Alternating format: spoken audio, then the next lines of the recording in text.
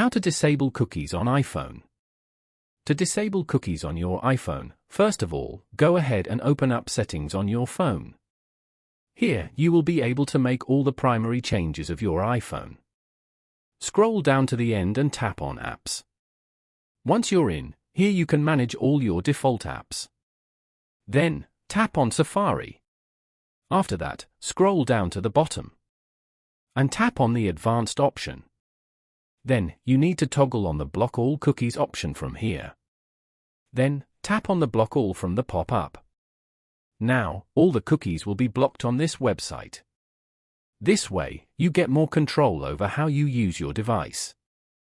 By following these simple steps, you can easily disable cookies on your iPhone. Thank you for watching. Please leave a like if this tutorial helped you, or leave a comment below if you have any questions related to the video.